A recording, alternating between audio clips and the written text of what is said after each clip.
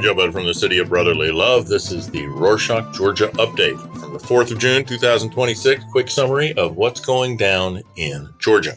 Saturday the 30th, State Security Service arrested two people in separate unrelated espionage cases, accusing them of gathering and transmitting intelligence to foreign special services. One of them, Gulbat Rkhiladze, co-founder of the pro-Russian Eurasia Institute, is accused of parallel intelligence operations for two unnamed foreign states. Second one, regional journalist and conflict analyst Irakli Chikladze, is accused of running an asset network to pass local political and security information to a foreign handler. Court ordered pretrial detention for both men, who face up to 12 years in prison if convicted. Both suspects completely deny the charges, with their defense teams describing the state's espionage cases as entirely baseless. It will be interesting to see how the two different cases are handled. Speaking of espionage, on Wednesday the 3rd, the attorney for Giorgi Udzilauri, a former finance ministry official detained on espionage charges since the 5th of May, released his first public statement from Guldani prison. Udzilauri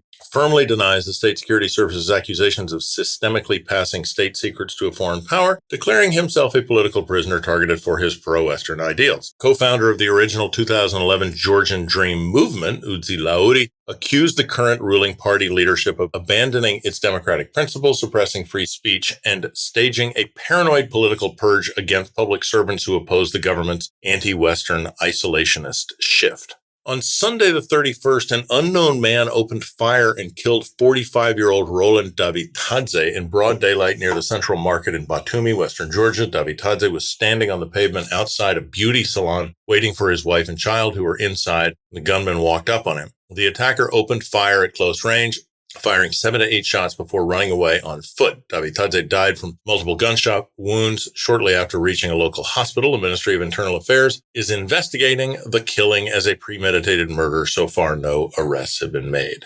On Monday the 1st, the government announced a major crackdown on illegal cryptocurrency mining in Mestia, a mountainous municipality in Svaneti. Svaneti residents have had a free electricity supply since the 90s, mainly to support them through severe winter conditions in the harsh environment. However, uncontrolled crypto mining recently caused power usage to skyrocket. Last year, Mestia consumed 133 million kilowatt hours, 13 times more than similar-sized municipalities. This massive drain regularly overloaded the power grid, caused blackouts, and cost the country over 20 million lari, over $7 million.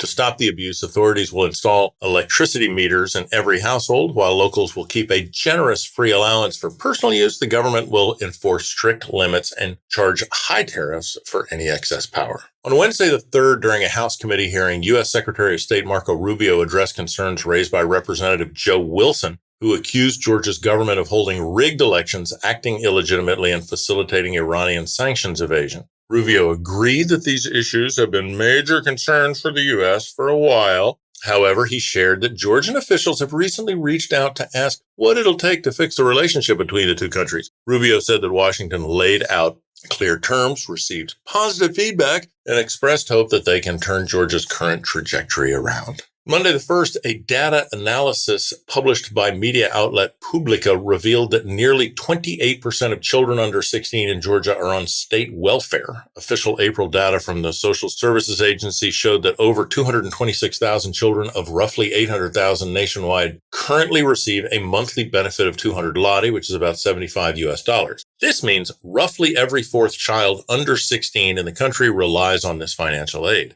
Government automatically grants this money to any child in a registered low-income family with a poverty rating below a certain threshold, allowing even families who do not qualify for regular adult welfare to still receive assistance for their children.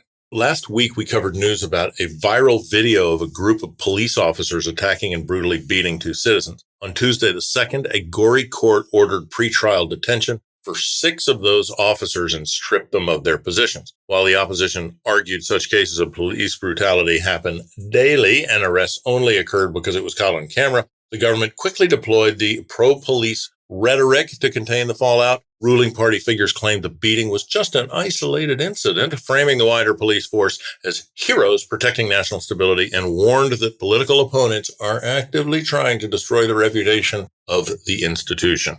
Sunday the 31st, a horrific crime took place in the village of Chakhalanjvari in southern Georgia, where a mother fatally stabbed her 7-year-old son and turned the blade on herself. According to reports, 42-year-old Svetlana Akhmedova attacked her son Farouk with a sharp object. The boy died shortly afterwards. Akhmedova survived her self-inflicted wounds following medical treatment. Neighbors indicated she likely suffered from severe unaddressed psychological issues. The prosecutor general has officially charged Akhmedova with aggravated premeditated murder of a minor, which carries a potential life sentence. Court ordered her held in pretrial detention, but because of her mental state, she was immediately transferred to a secure psychiatric hospital while a formal evaluation is underway.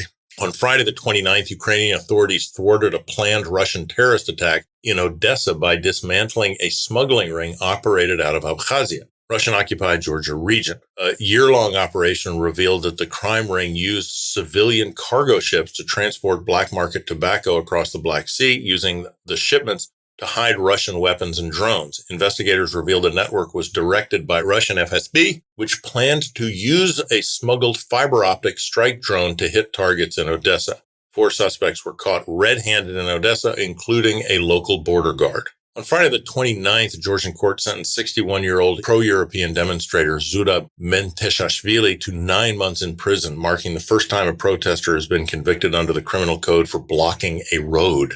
Menteshashvili was arrested under fast-track legislative amendments that criminalize repeat protest offenses, including blocking traffic when police deem it necessary. Having been held in custody since November 2025, he's expected to be released in 2 months.